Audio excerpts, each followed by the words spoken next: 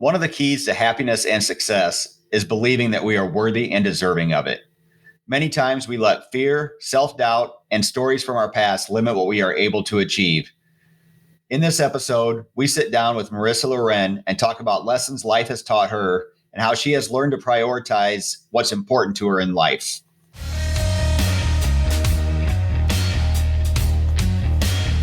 This is the No Excuse to Miss podcast. Welcome to the No Excuse to Miss podcast. I'm your host, Scott Volkortson. This week's guest is a competitive shooter, a first form athlete, an artist. She kickboxes, plays the piano. She's an incredible tattoo artist. And that doesn't even begin to describe who Marisa LaRen is. How are you doing today? I'm doing great. Thanks for having me on. Thank you for coming on. As I was trying to do an introduction and research, it's almost impossible to narrow down who and what you are and what you do. How would you describe it in your words of who Marisa is? Oh, that's an excellent question that I'm not really sure I know how to answer. I always say that I have way too many hobbies. I like to do too many things. So I don't know if it would be easy to pin down who I am exactly. And maybe that's who you are, as somebody that's not going to put themselves in a box. That's very possible. I always say that I don't like being I've never fit inside one box. And I feel like that's just part of my life now, is that I don't like feeling like I have to be a certain way or do certain things because people expect it or society does. I just like to do things that make me happy or fun. Well, and speaking of that, I just saw on Instagram that you took a trip out west, by yourself. Is that something you do on a regular basis? It is a thing I do on a regular basis. It wasn't always the case. I started solo traveling 2016, 17. Before that, I pretty much did zero traveling at all in general. I was always a little fearful that if I didn't have people to go with me, that I just wouldn't go. And then I started noticing that if I kept doing that, I would never go anywhere. So I took my first 2 trips. I went to Australia, Budapest, and Hawaii by myself. And then now I travel alone all the time. And then when you do that, do you just do you make it a point to try to meet people along the way? Or are you okay just being by yourself and getting away, taking that time to yourself? I mostly just go completely alone. I'm not a very social person with strangers. I'm not the type of person that would instigate a conversation with a stranger. So if I go out to eat dinner at a bar or something, I pretty much don't talk to anyone. It's just me. If I do meet up with friends or set up an activity, then I'll have there'll be people there sometimes. But for the most part, I'm alone 99% of it. And does that just kind of give you a chance then to get away from, because I know you're on social media a lot and different things. Does that just give you a chance to kind of decompress and a form of meditation almost?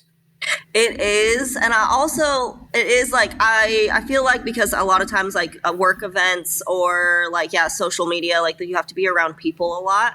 So I like the option that when I do travel, if I choose a trip and I know it's going to be solo, that I get to decompress and kind of I get to dictate everything that I do. I don't have to worry about other people wanting to do something that I don't want to do, or a time frame, or I get to eat where I want. I get to do all the activities that I want. It's really nice, being able to choose everything. So is that why partly, I know, a lot of people know you for being on Ink Master and, doing the tattoo thing. Is that part of the reason that you don't book your schedule? Because I think I've read that, you'll book blocks or time blocks, but then keep a lot of time free. Yeah. So I used to, when I didn't travel, all I did was work. I didn't take a vacation for 10 years or something crazy. And I just worked all the time. So I would book out a year or more at a time and, work, I don't know, 5, 6, 7 days a week. and it was exhausting. But I also, like, even if I got invited to do like an event or hang out with friends, like I could never do it. So then I started like lessening my schedule. I tried like 6 months I'll book out, and then now I'm at like 3 months, and 3 months seems to be perfect. I can schedule my trips that I know for like the next 3 months, and then I book like 4 or 5 days a week at work, and then I close my books, and then I do the next 3 months after that. So that has been working really well for me, and it still allows me to have like a life outside of work. Okay. And yeah, like I kind of mentioned in the intro, you do so many other things. They can't see it because this is just audio, but like looking at, some of the paintings and different things you've done behind where you're sitting, then if you follow your story on Instagram, like I said, you've done kickboxing, you did the first form athlete thing. You do competitive shooting and just spend time at the range. So I guess I'll start with how did the first form athlete endeavor come about? So I started bodybuilding like 2013. Started training for my first bodybuilding show. 2014, I found First Form on Instagram. They were doing athlete searches. So it was like their first time doing athlete searches where they're like, post on social media, use our products, we're looking for certain people to like represent our brand. And I was like, I think that would be really cool. Like I loved their values and like what they stood like what the company stood for, and I also really liked their products. So I entered their first athlete searches, and then I ended up winning. They did like their first one and like, I don't know, maybe summer of 2014. And then they did 5 more that like the rest of those months. It was like till December, they did 5 new athletes. And I was like the very last one that they chose, which was great and awesome. And I still am like surprised that they chose me or saw something in me because I really like was nobody at the time. And then I've been with them ever since. And I would agree with you. They're a great company. And I obviously personally from being in the firearms industry, I'm glad that like Andy supports the firearms world and he's very outspoken in regard to that because of his platform. Me too. So the one thing that we've kind of talked about online before is some of the health struggles you've had, and even more recently, like I reached out to you because my wife is on the early stage of an autoimmune that she's working through. So how do you continue to motivate yourself, like to go to the gym and stay in shape when you're battling some of those health issues that'd be much easier to just skip that day or something like that? I feel like motivation has zero to do with it. Okay. I never feel motivated. Would you say it's discipline? Yeah. Discipline, dedication, willpower. Like there's just days where, autoimmune is hard. It affects so many like aspects of like, not just like your physical health. Like people assume like if you have like whatever your autoimmune, that affects like one thing, but it kind of affects like your whole body. And then like that's mentally disruptive as well. I just know that the things that I like to do in life and that I want to continue doing, that I need to be like physically fit as much as possible. So staying, and I know it's like, it's going to be good for me no matter what. Like, even if I don't feel good, going to the gym, being active, moving, like working my body, like that is only going to help me, especially if I'm not feeling well. Like a healthy body, healthy mind, like that is very accurate. So it has zero to do with motivation. Like most of the time I don't want to do it. I just know it's going to be like the right decision. So it's like actively choosing hard choices that are going to be better for you in the long run, even if you don't really feel like it in the moment. And I guess that's a great way to answer that, because motivation will come and go. Yeah. and is pretty short-lived. Yeah, I feel like motivation is just like a myth that people think that they need to have. Like, even if you're like a perfectly healthy human and you just like, how are you motivated to work out? And I'm like, most people aren't. Like, even like people who do it for a living, like bodybuilders and athletes, like there's days you just don't want to and you do it anyway. It's like, yeah, that's a very good point.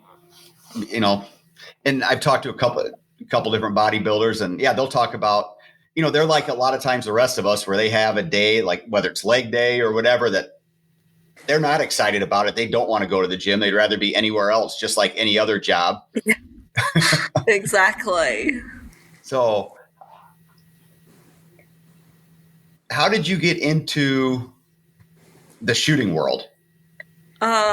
So I have always been into guns. I grew up in a small farm town in Colorado, so like hunting, shooting was like always just like a part of our lifestyle. But I never was like, I never got into competitive shooting. I liked the idea of it. I just wasn't really sure like how you get into something like that. And then when I moved to Las Vegas 2017, I finally met people who did like competitive shooting all the time, and I kind of asked them if they'd be willing to like help me and teach me, and then I started training with them, and then I met JJ Rakaza, and he kind of helped me out too, and then I just fell in love with it, and I liked the competitive aspect. I liked how hard it was. I liked it's fun, obviously, but I just really like enjoyed it.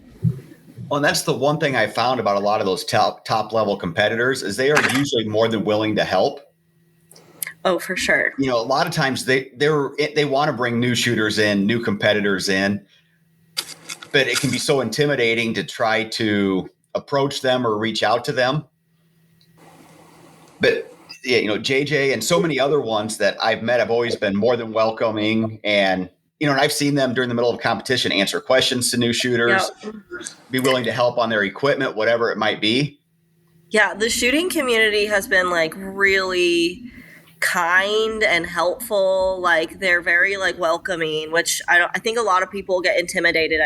And like I understand, like if you have no idea what you're doing, like there's an intimidation factor. But I've been at matches where I've had like malfunctions with the equipment and I was still really new and I didn't know what to do, and like someone I'd never met who was like a really amazing shooter came over and like switched out like my like springs in my gun and like gave me ammo, and I was like, dang, this is like this is so kind. Like there's not a whole lot of sports maybe that like people are that kind and helpful, but it's really cool. I always kind of compare it to like going to the gym early on, how intimidating that can be.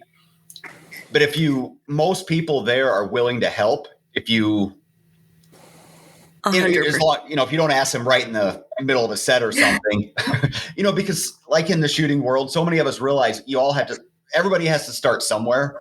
Yeah. So is that kind of like your approach, like with the kickboxing, with everything that you just dive in and ask questions?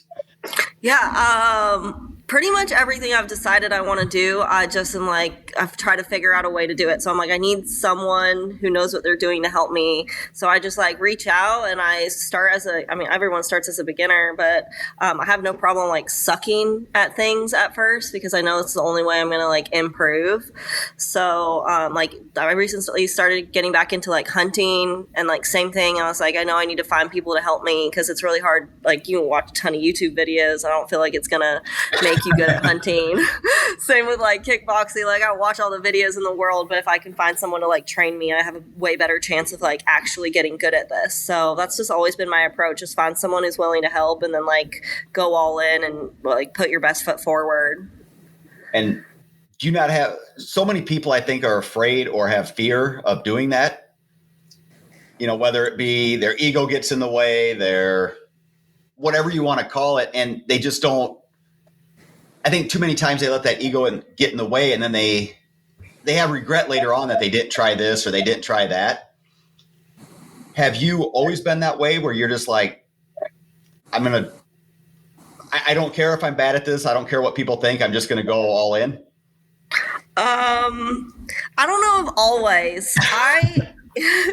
I know like growing up, I let fear run my life a lot. Like there was so many things that I wasn't willing to do or try because I was fearful of what people would think or being judged or whatever it might be. And it prevented me from living my life authentically. And so I got to a point, and I don't actually know if there was like a pivotal moment or if there was like one decision, but I just started I stopped letting that fear dictate my decisions and then just started living and doing things that I enjoy, and like it's made things far better. And I love like my life way more now than I used to. I try not to let like ego and fear dictate my decisions anymore, and it's made things a lot better. Okay, I was just going to ask if there was like a pivotal point that you can point to that kind of changed who you are, or because I always feel like most of us at some point have had something happen that, good or bad at the time, has kind of set us on the path we are now. Yeah. I feel like I've had like a few pivotal points throughout my life, like horrible things happened where I was like, you need to change something. Like if you don't like where you're at and this happened, then you have to make a change, and it has to be like drastic. I think I've had a few of those throughout my life, and I think maybe just like they've accumulated into like where I'm at now, and not letting stuff like that happen again. And then also like living my life authentically in a way that makes me happy and not worrying about what other people think so much. Is that part of the reason like why you're so willing to share your story, just to try to help other people that might be going through something very similar? Because anybody that follows you knows that you're pretty much an open book on like your post. Yeah. Yeah, I didn't like when I first started social media, it was like mostly fitness and like tattoos, and that was it. And then I didn't share a lot of like I guess like emotional stuff for a while. And then I don't know, I just like one day I was like, I'm gonna do this. I'm just gonna like be brave and like share this because this is how I'm feeling. And like there was like a really positive response. And I think in the back of my head I thought like, when I was younger and struggling and I didn't have anyone to talk to or turn to, I felt very isolated and alone. I felt like I was the only person going through what I was going through and no one understood.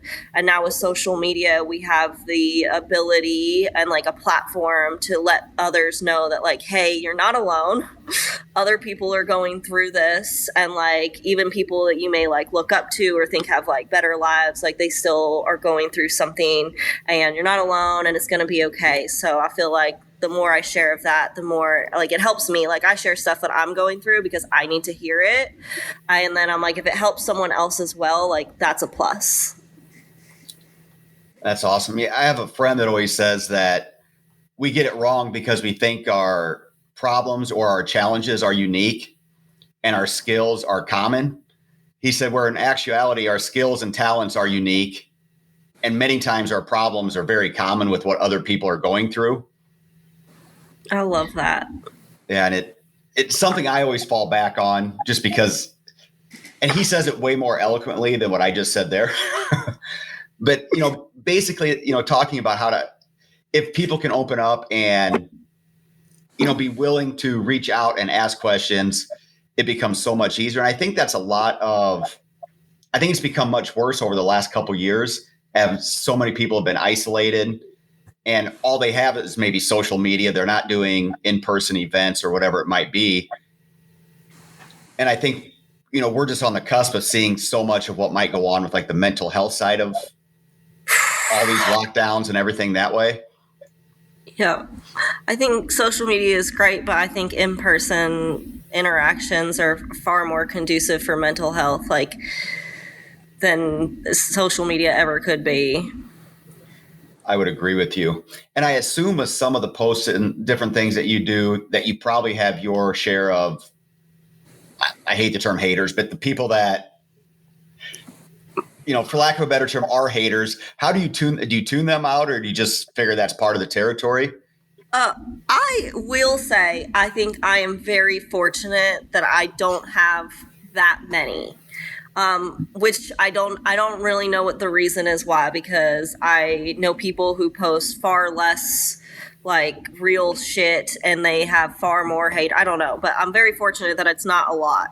But I have like two ways I kind of deal with it. I feel like some people are on there and they're just there to be negative. Like there's no reasoning with those people. All they want is attention. And usually I just block those people. I don't like interact with them. I just ignore them. It's like I try not to let people who don't matter. Like, I don't know you, you don't know me, you clearly don't care about getting to know me, you're just here to like stir the pot. So like they get blocked.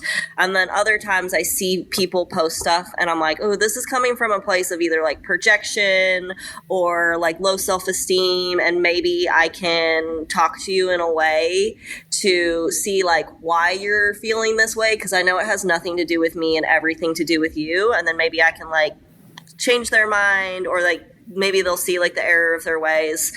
And then sometimes I just call people dicks, and then Instagram will flag me for violence, but which is bizarre, but like for bullying. And I'm like, well, they kind of bullied me first, but yeah.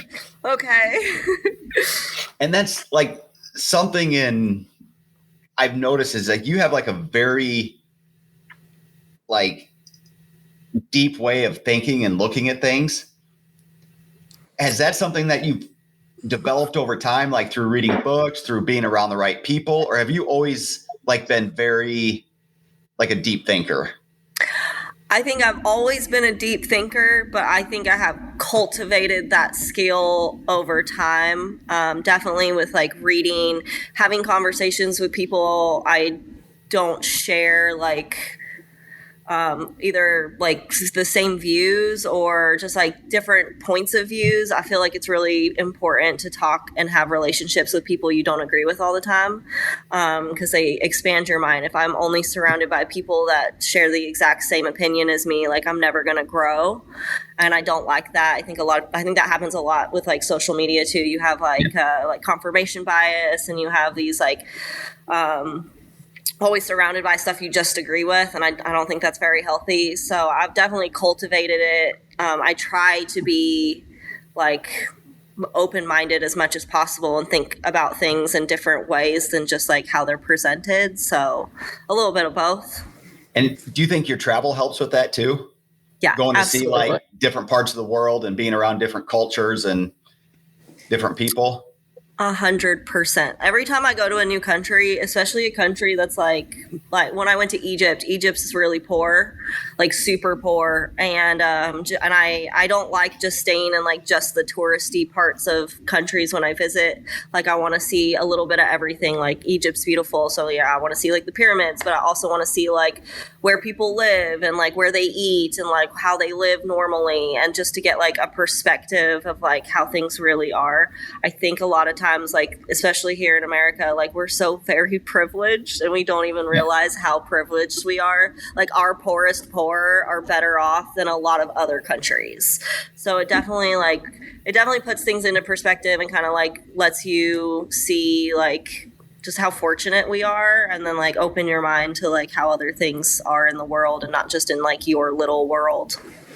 And like when you travel to like Egypt or Australia, you mentioned a lot of times you travel alone. Is there ever like a fear for your safety being a woman, by yourself, or with all the training that you had, do you feel fairly confident when you're by yourself? I feel mostly confident. I also feel like I try to do things in a way that's smart. Like I'm not going to travel to it. Like if I didn't feel safe, the last thing I'm going to do is get like blackout drunk in a foreign country all by myself and like walk home. Like I think that would be a really terrible decision. I've definitely heard stories of women doing that and like almost getting taken. When I went to Egypt, I didn't feel 100% comfortable going by myself, so I had someone go with me, and then I booked it through a tour company, so we had a private tour guide and a driver with us the whole time, and I would have done it that way again because I felt very safe. It's just like, it's a different culture, it's a Muslim country, I'm a female, I'm American, I have a lot of tattoos, so it's not like I can blend in, and even if I dressed really modestly while I was there, but I just felt way more comfortable having a man with me, and I hate that that's the case, but like different cultures require like different things. So but like for certain other countries, I just try to be smart about like where I'm at, my surroundings, paying attention. If I'm going to be completely alone, that way I don't get into situations that make me uncomfortable. Yeah, because I always wondered that, like, when I'm watching you, go to these different places and do these different things, if that was ever an issue. And, you brought up that, you don't get blackout drunk and a lot of stuff. And I think if a lot of people looked at you, they'd probably think you're this big partier. But from what I understand, you drink very seldom.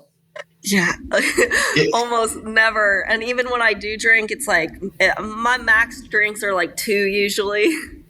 Especially in crowds of people. Like, I just don't like drinking around strangers. Because of like especially if I'm concealed carrying, I pretty much don't drink. I think that's just smart. I would agree with you. Yeah. But also like just being around large groups of people where I don't know people and I don't trust them. Like, I would prefer that I am very aware and capable if something was to happen. And that's not really the case when you drink a lot. I'm more likely to drink or relax more if I'm in like a small setting with friends, like at a dinner or at someone's house or something. But even then, I don't like being like out of control. So like getting drunk is just like, yeah, I've never done drugs. I don't really drink. That seems to work better for how my mind works. I didn't know if part of it was, you bring up a great point there about situational awareness, but I didn't know if part of it too was like with some of the health issues you've battled, if that causes more inflammation.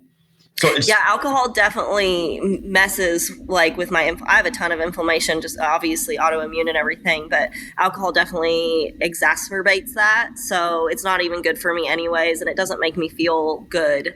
So that's another reason. Like, I like having a drink or two, but like excessive drinking is just bad for me all around. So yeah. And like you said, with the whole situational awareness thing, we were just in Houston for the show, and even that, with everything going on, we were much more aware of where we were at. And it's a good reminder we should be that way all the time. Mm-hmm. But it was just a good reminder of, kind of getting back to basics of our surroundings and getting to and from the convention and everything. Yeah. Unfortunately, like being a female, I feel like that's a thing you have to do all the time. Yeah. Or you should be doing. Like, I've definitely been in situations that maybe could have been prevented had I been more aware of my surroundings or not inebriated or whatever. So like, that's just a thing I think about all the time now. And I know for me, like, the older I get, if I do go out and do that, it seems to take like 3, 4, 5 days now before I get back to being myself. Totally. And you try to put in so much work with nutrition and training. And then over the week, and I was guilty of this for a long time, where I would be really good for the Monday through Friday. Saturday and Sunday, I would act like I was 21 again. And then it would take me till about Wednesday or Thursday, and then repeat the cycle. Yeah. So I'd be remiss. Our marketing director, Chad, is on this call too, who obviously, if you've seen him, is very big into the tattoo world. So I wanted to bring him in a little bit and kind of talk about, so like, how did that all change, over the last couple of years when we couldn't do a lot of, when there was restrictions on being in person with people, how did that affect your business and how did you navigate that? My situation's probably a little different than other people's. So I had decided to, I signed a lease to move to St. Louis for a studio space beginning of March 2020. Perfect timing. Perfect timing. Yeah, it was great. Like middle end of March, the world shut down, and I wasn't able to move. And I had stopped booking appointments in Las Vegas because I was moving, and so I wasn't able to move until like September. So I wasn't able to work in Vegas. And I don't like tattooers don't always do things legally, so I think I would have been able to tattoo there had I been able to let people know I was taking appointments, but I wasn't able to do that without like fear of like being caught or getting the shop in trouble. So I just didn't work, and that's when I started painting again. And then I moved to Missouri and started opening a private studio, and that just took way longer with like all the COVID stuff happening. So I didn't actually get to work until like April. So it was like almost a full year of not being able to work, but I would have been able to had I not moved. It was the moving situation that kind of like jumbled everything up. I know, like, I wasn't worried about being in person with people and clients. Some artists were. I saw that as like a lot of people were nervous, and I just like the people I worked with and me personally, it was never really that much of a fear. Do you feel like the private studio thing in the last couple of years is really starting to evolve and become more popular than like the traditional like shop atmosphere? Not really. I think a lot of people like working with other people. I mean, like maybe private studio in the point where it's like a higher end studio. Yeah, appointment only stuff. It's like appointment. Yeah, that's definitely becoming more common, especially with like good artists. I just think it's more conducive for you personally to not take walk-ins. If you have the ability to book out appointments, that's always going to be better. I definitely think tattooers in general, like the good ones, are trying to create like higher end shops and like reputations. Sure. So it's not just the like sailor walk in when you're drunk at 4 a.m. type of tattoos. Yeah. It's actual like artwork. Yeah. So I feel like they're trying, like, I mean, there's still like a ton of tattooers like that. Like I would say like 10% of tattooers are like really good artists who care and about their quality. And then the rest are just like, they'll do whatever. I've even been noticing that since I don't know how many years it's been. I've been getting tattoos for like 22 years now. But even like when I started, like it was very much every artist had to be kind of a jack of all trades. It felt like. And now everything's got more neat, like niche down. And I even noticed, and you can probably attest to this too, is just like there's so many even really good artists that I follow now that are like, they won't even really do custom work. They'll mostly post designs, and that's kind of what's available. And you book it out from there. Yeah. So I've seen that kind of increasing as well. I get asked for that a lot. Where people are like, oh, if you have something pre-drawn you want to do. And I'm like, I don't draw anything ahead of time. Right. Well, I mean, like, I don't have time to draw outside of 4 appointments, but but I get that a lot where they're like, oh, just whatever you have, maybe I can see it. And I'm like, no, you got to tell me what you want, and then I'll draw it for you. But I'm like, I mean, I like the idea of that, but I just don't have the time. Yeah, I can see that. Have you always been into, like, obviously looking at these paintings and seeing what you do, and then even the artwork you do through your tattoo work? Have you always been into like the artist side or the drawing side of things? Yes, I have been drawing probably literally. I mean, I always like people are like, how long have you been drawing? And I'm like, I don't know. When did you start drawing as a child? And they're like, I'm like, same. I just didn't stop. Yeah. I took, I was always like loved drawing. I did it all the time when I was little. And then when I was like 8, I asked to start taking like painting classes. There was a lady in my town who did like acrylic fine art painting classes, and the minimum age was 10, and she let me in when I was 8. So that was pretty neat. And then I quit painting for a really long time though. Like, yeah, probably after like high school. I was 16 when I graduated high school, so I don't think I painted until 2020. 2007 I graduated, so like a long time without painting. Maybe like I painted like once in that time, just because I was tattooing all the time. So I'm actually really enjoying painting again. So as with most skills, do you believe that art, I had an art teacher that basically said you either have it or you don't. But then the more I've talked to other artists, it's very much like put in the time. As with anything, it's a skill that can be cultivated. I agree with both. I think there are people who just are naturally talented, like they got it right. Like I've met artists who are just incredible. Like they're super creative. Like they are just naturally good right away. I do think that it's a skill set that you can learn up to a point.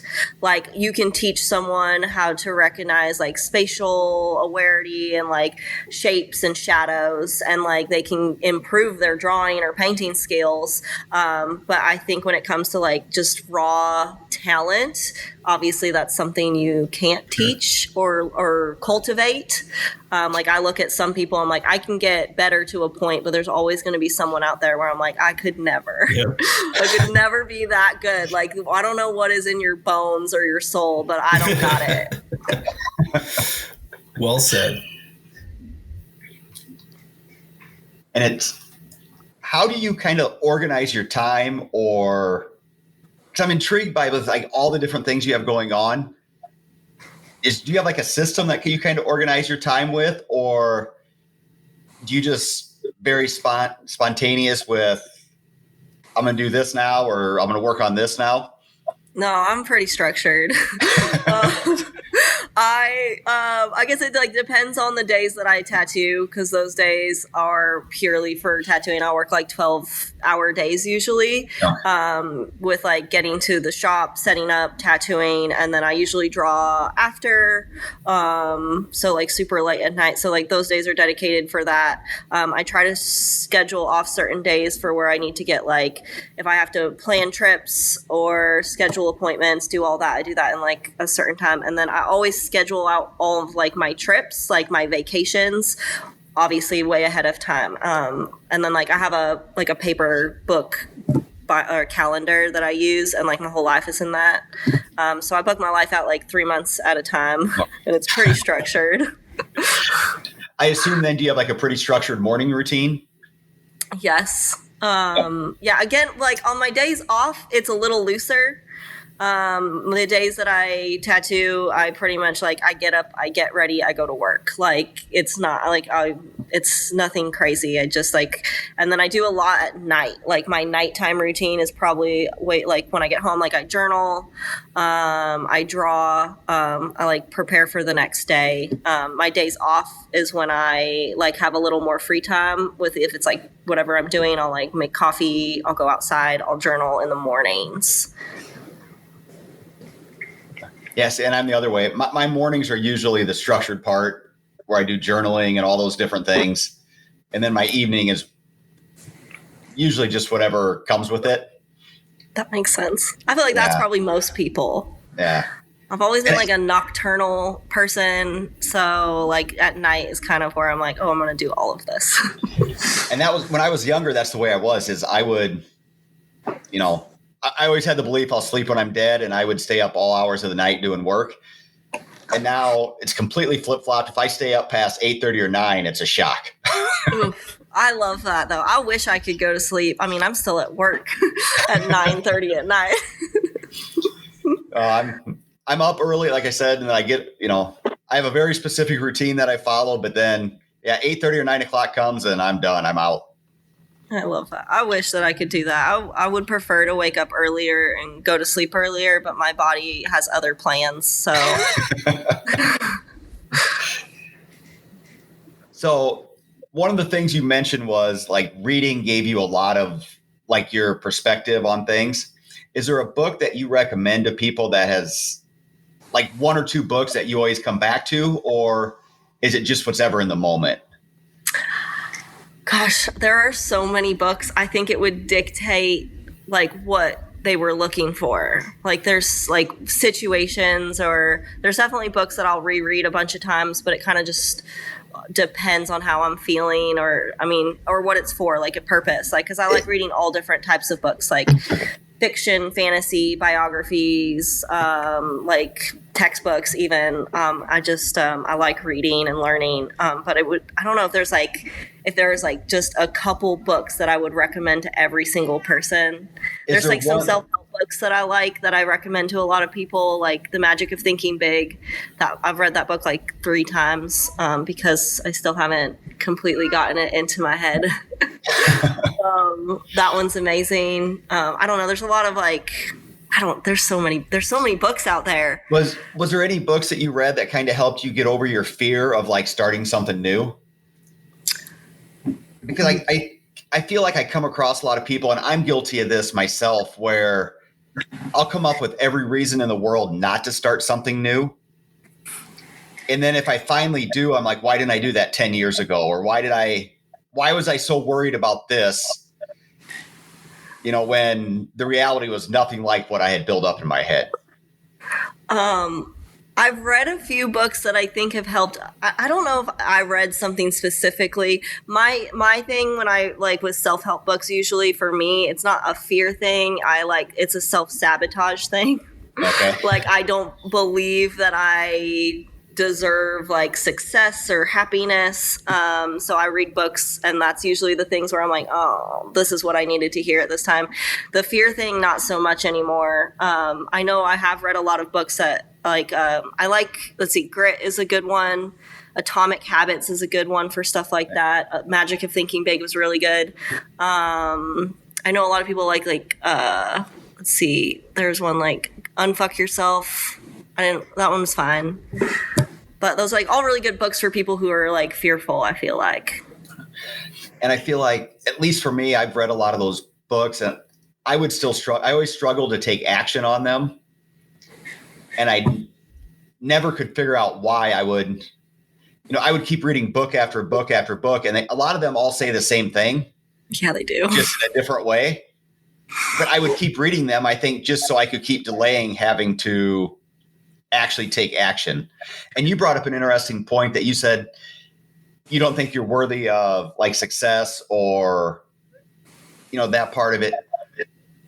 Is that something that you've gotten better at, or do you still have that feeling at times? I feel like I have got better at recognizing when I do things that fall in line with that, kind of a self-fulfilling prophecy, essentially. I'm like, oh, you don't deserve these things, so I'll do other things that prevent me from actually being more successful or finding happiness or whatever. So I've been more cognizant of recognizing when I'm about to do something like that and then trying not to. A lot of that just stems from I have a past of a lot of abuse and being told those things, so it kind of creeps in into your unconscious and your subconscious and affects your life and your decisions. So I've just tried to make it a point to not to, but I always have it in the back of my head. I don't know if it will ever go away, but I've gotten better at silencing it, I suppose. Well, and I think becoming aware of it is probably a huge part of that. Oh yeah, it's a most essential part for sure. And I heard somebody talk about it almost like a thermostat that we have in the back of our minds, that if things start going really well, we will subconsciously do things to bring them back.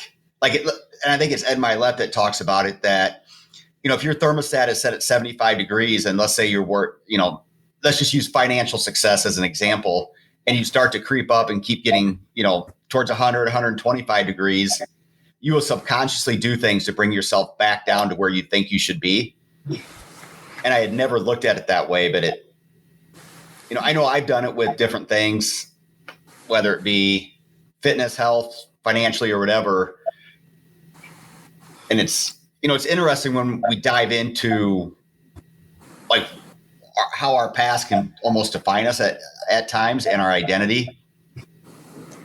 So yeah, I think the universe in general and people, we always say balance is key, but sometimes it's counterproductive. I feel if you're going in an upward trajectory, we either unconsciously or the universe is like tries to bring you back down to here, so you just stay here all the time, and that's not really helpful for growth. So you definitely have to like recognize when you're doing that and like keep pushing forward. But I feel like you always have like things working against you. Well, I know I'll catch myself even sometimes when everything's going well. It's almost like I'll look out in the universe for something that I can worry about. Yep. So I'm like, things are going too well, or well. Yeah, I don't like, have enough stress suspicious. or something. Yeah. So what I always think, like, what's next? What's going to happen that I need to worry about? Yeah. So what is next for you? What do you have on the horizon? Ooh, like in general. In general, what are you excited about coming up, I guess? Oh, oof, so many things. I am on the board of a new nonprofit that we're getting started, so I'm really excited about that. Over the next like year, kind of getting it going. That's going to be a lot of work. And what is that called? It's called War Party Ranch. So we will be finding like women survivors of like abuse, and then we're going to be doing courses to teach them a skill set with like horsemanship, packing, outfitting, so that they will be able to have the opportunities to get careers in like the outdoor and equestrian fields. That way they're a little more like sufficient and independent, and they'll actually have like an environment that's conducive to help them improve their lives. So we'll be doing courses like that. I'll also be like mental health and self-defense help too as well. So I'm really excited about that. It's brand new, so we still have like a lot to do before the courses are even ready. I have like fun trips coming up. I mean, I always travel. I am trying to move at the end of next year again. So that's a thing I have to think about too. And how often do you travel? You said you always have trips. Is it something you consciously do, like try to do once a month, or? Minimum, usually once a month. Yeah, I actually think I need to like lessen how often. I was traveling like every other week for a while. But it's a lot. So I'm trying to like only do like maybe 1 or 2 trips a month now. So I'm sure there's people that are out there that would say, oh, it must be nice to be able to travel that much. Oh, for sure. Oh, yeah, I get that a lot. I assume you get that a lot.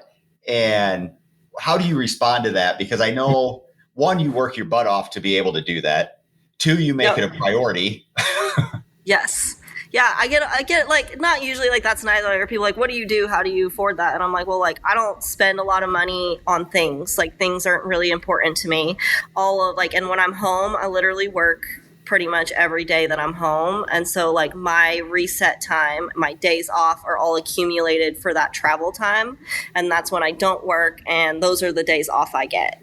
And then all of like my savings goes towards like, I don't just like spend money that I don't have. Like I implement, I'm like, oh, you have this much money for this trip, so you can make this work. Like, and then I'm still saving money on the side. So it's never like, I'm not spending money out my means. I'm not traveling if I can't afford it. Like, it's just like my reset time, and it's a priority for me and my mental health, so I make it happen.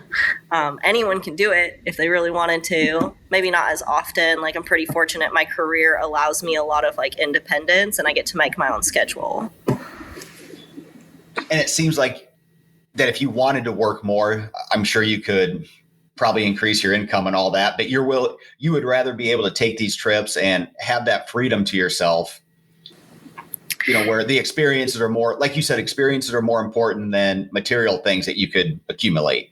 Yeah. And I've noticed it prevents me from getting burnout with my job. When I was working almost every day and never taking trips or days off, I was dreading working. Like, even if you love what you do, if it's all you do and it's and it's stressful, you're going to burn out. So I have finally come to like a good, I guess, balance where I'm like, I don't get burned out. I love what I do. I enjoy it. I look forward to going to work, and then I get to go and travel and reset. And that way I don't have that burnout. It never sets in. Do you feel like it actually makes you better at what you do when you come back? 100%.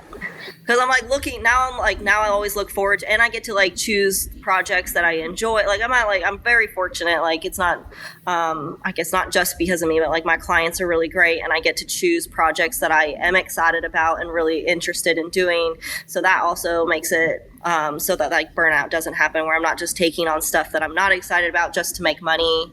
I don't love that. Like I always try to be like very passionate and involved in what I'm doing. So I give people the best possible product, but it also is satisfying for me as well. And I think there's a great lesson there that you kind of set boundaries like with your clients where I'm only going to do this, or, this type of work. I'm not just going to do whatever makes a dollar. Yeah. And I try to tell people, because I don't take on a lot of projects, and I think sometimes people get upset that I don't choose theirs. But like sometimes people ask for stuff that I just don't do. Like it's just not my style, or I'm not like, maybe not comfortable isn't the word, but it's just like not something that I would normally do. And I'm like, I want them to get the best possible product possible. Like you're collecting a beautiful piece of art that's on your body for literally ever. Like I want you to get the best possible piece, and if I don't do that, that's okay for me. I'd rather you have something you love and looks amazing than just to get tattooed by me. So I try to tell that to people sometimes, and I don't know if they always understand, but I think a lot of times they like appreciate that. Like I would think so. And it probably almost makes like those sessions even more valuable to people when it is a project that you'll finally take on or that you're excited about doing. I think so. I think it provides more value to both of us. Yes. That's pretty cool. Well, I could talk to you all day, but I don't want to. I appreciate you taking the time, because like I said, I followed you for a long time, and I've always been intrigued by your story and how inspirational you are to other people. And, I think there's so many lessons that we can learn from you of just like diving into different things, being willing to say, I don't know how to do this. Will you explain? And I'm sure I think that we see a lot of that, like in the shooting world with men in particular. They're afraid to ask questions. They just assume they should know how to do it.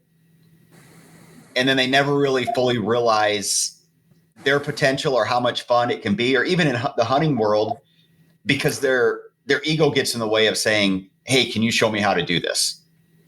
Absolutely. So I always have the mentality of like, just assume I have no knowledge of this at all and teach me like how to do it the right way. Like, then I'll just do it from the right way from the beginning, and then I'll have to worry about having that be a problem. And I think that's, one of the neat things, like we were both down at Winter Strong, is there's people that are super accomplished there, former pro athletes, everything. And when they get to the firing line, they're like, I have no idea. Show me what I'm doing. Uh-huh. Yeah. And I'm like, some of these guys have been at the top, they're the top of their professions. And I always have to remind myself, if they're willing to say, I don't know how to do this, will you show me? Why is it so hard for like myself and so many others to be willing to do that? I think some of the best people in their fields, athletes or not, are like comes down to like the ability to being willing to learn. Like if you aren't able to like learn and take constructive criticism or criticism in general, like how are you ever going to get better? Like I just think that's super important. And everyone I've ever met who's like really good at what they do is like because they're willing to pivot and learn and grow. And I assume you had to do that, even like in your career. I guess that's something I've never asked. How do you just start when, like you said earlier, it's going to be on their body for the rest of their life? Yeah. How do you just start for like those first couple ones with that in your mind? I mean, they're very, like when you first start, you do free tattoos on willing people, test subjects as they are. Like they know that you don't know what you're doing, and you'd be surprised how many people are cool with that as long as it's free. Like free tattoos. I think that's insane. Like, even when I was younger, I was like, never would I let someone random for free tattoo me. Crazy. But people are like, hell yeah, down. Free, don't care what it is. Don't care how bad it is. So, I mean, like, you go into it, they go into it knowing that you've no clue what you're doing and you're learning. I feel like that first few, I tried a lot harder, and there was like a small section where I got a little too comfortable, and I shouldn't have been. Did way worse tattoos in that time period, which is also a learning curve. But yeah, tattooing's weird. It's one of those where it's like, there's a lot of bad tattoos out there that I have done, but like every tattooer who has ever started, they got stuff rolling out that's not great. Because like in our career, if we mess something up, we put it in the scrap bin. Yep. You mess it up and they're walking down the street with that on their arm or leg or back, whatever it might be. Yep. I've definitely seen some tattoos I did when I was like first starting that I'm like terrible, but they still like them.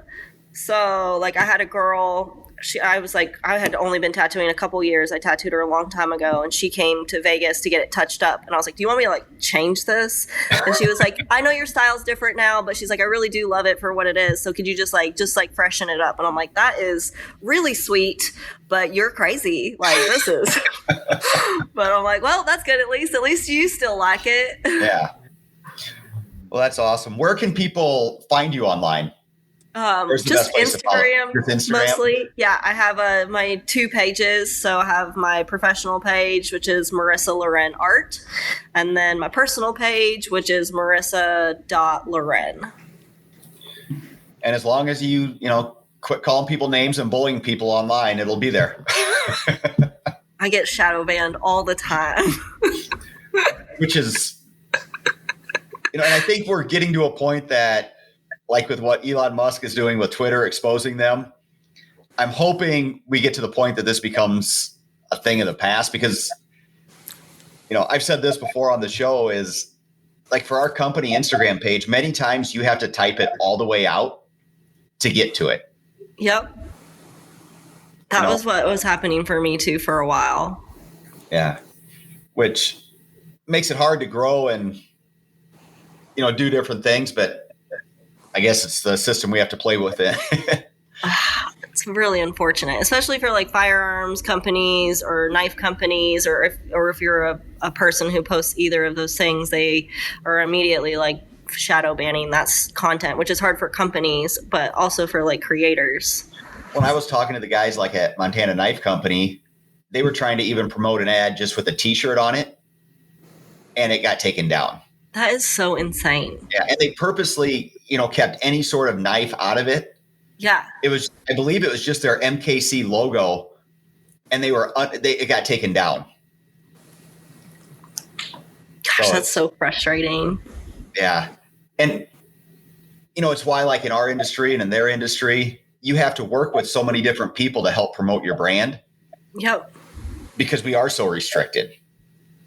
Yeah, and a lot of people don't actually believe that that's a thing that's happening, which I think is crazy. I'm like, just because you didn't experience it doesn't mean that it's not real, but like it's really happening. Like there's like thousands of people who can attest to it. Well, and I think it causes a further divide because like you said earlier, all we see on social media is the people we agree with. Yeah. And same thing for, people that disagree with us. They're only seeing that side of it. So I think that's what it's intended to do, but that's a whole nother conversation. It is. Yeah. I feel like Facebook, Instagram has definitely cultivated the like echo chamber, like aspect of social media, just like give people what they want and nothing else. And then it creates people, you have to almost do something outrageous online to be able to get visibility, because the extremes on both sides are the ones that end up getting all the publicity. Yep. I hate that that's a thing. Yeah. Like we're constantly like giving people attention who don't deserve it. Yeah.